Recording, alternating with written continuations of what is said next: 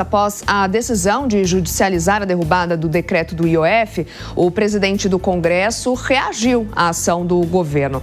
Direto de Brasília, a Aline Becht chega ao vivo com todas as informações para a gente desse desdobramento. Oi, Aline, bom dia para você.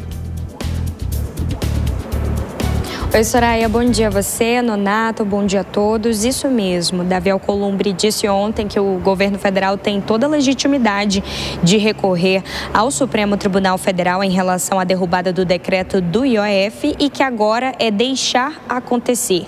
Isso porque a reação em relação à crise tributária que foi gerada depois da derrubada do IOF, em relação a isso, a Advocacia Geral da União resolveu protocolar ontem no Supremo Tribunal Federal uma ação direta de constitucionalidade para garantir a validade, a constitucionalidade do decreto que foi editado e depois reeditado pela Presidência da República. A AGU alega que o Congresso Nacional não poderia ter utilizado a prerrogativa de inconstitucionalidade para poder derrubar esse decreto. Então, os senadores ontem chegaram a comentar durante a sessão sobre a judicialização no Supremo Tribunal Federal. Ontem eu cheguei a conversar também com parlamentares, deputados federais que chegaram a falar também sobre essa legitimidade da judicialização, mas me relataram que muitas vezes o governo federal sabe o que vai acontecer em relação ao Congresso Nacional, mas resolve pagar para ver. Então agora a expectativa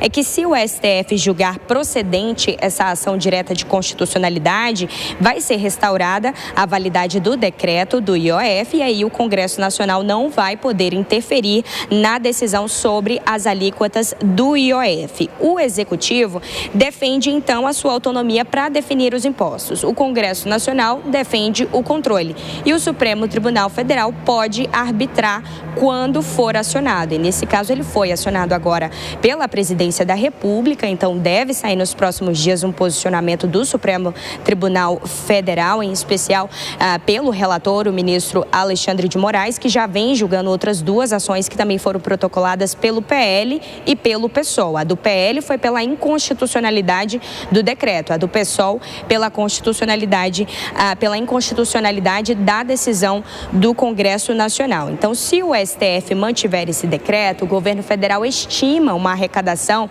no patamar de 19 bilhões de reais ainda em 2025. Então, essa decisão do STF, ela pode fortalecer tanto essa decisão, esse poder decisório do Palácio do Planalto, também o controle do Congresso Nacional sobre essa execução orçamentária. Então, a gente segue por aqui acompanhando toda essa repercussão, essa expectativa também de qual liminar que o STF vai dar em relação ao decreto do IOF, qual vai ser o posicionamento, porque dependendo do posicionamento da Suprema Corte, isso pode fortalecer ainda mais na disputa política ou o Congresso ou o Palácio do Planalto, que foi quem protocolou essa ação direta de constitucionalidade.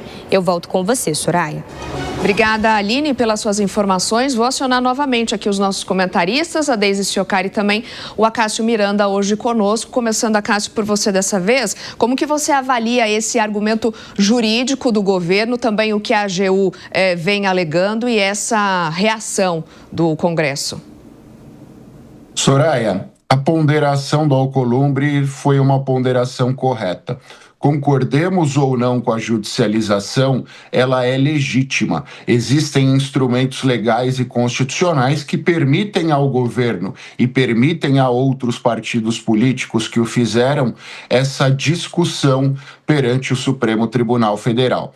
E verdade seja dita, essa não é uma novidade no sistema político atual brasileiro. São vários os temas que batem à porta do judiciário depois de discutidos nas esferas políticas respectivas. Normalmente, aqueles que perdem o debate acabam judicializando este tema, acabam judicializando essa discussão. E é importante nós ressaltarmos também que o Poder Judiciário é inerte. O Supremo Tribunal Federal, por mais que existam críticas a ele, não vai atrás do problema. É o problema que bate às portas do Supremo Tribunal Federal e, a partir do momento que isso acontece, o Supremo é obrigado a decidir. Reitero, não é a primeira nem a última vez que um tema importante que deveria encerrar na esfera política bate às portas do judiciário e será decidido da forma que o judiciário entender conveniente. Deise Siocari, queria te ouvir também a respeito desse mesmo assunto. A gente tem aí os argumentos jurídicos, né? E como o Acácio destacou, o STF foi provocado por isso. Mas o tema continua sendo um tema político, né, Deise? O tema continua sendo político, né? Vai ser decidido na esfera do STF, na esfera judicial, mas é muito mais uma disputa sobre quem escreve as regras do jogo agora do que uma disputa sobre o IOF, né? A questão do IOF, ela já ficou de lado, né, Nonato? Agora é quem vai definir como que essas regras do jogo elas são definidas, né? Porque para o Congresso Nacional essa etapa ela já passou. Agora fica a questão do Palácio do Planalto não ter aceitado essa derrota, vai para o STF, tudo tem ido para o STF, né? Essa tem sido a grande questão nos últimos meses, né? O Palácio do Planalto ele não tem aceitado muito bem essas derrotas, o que mostra de novo aquilo que a gente tem falado constantemente aqui, essa falta de articulação por parte do Palácio do Planalto. A questão das emendas parlamentares, ela sempre volta aqui, não tem como a gente deixar de falar nisso, né? Esse preço ele vai ser cobrado tanto nesse ano quanto no ano que vem. Isso vai voltar à tona na questão da isenção do imposto de renda para quem ganha até R$5.000.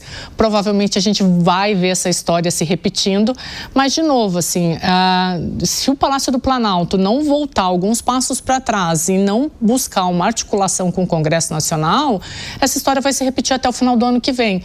Mas, de novo, não é mais sobre IOF, não é mais sobre isenção de imposto de renda, não é mais sobre projetos, agora é sobre quem escreve as regras do poder.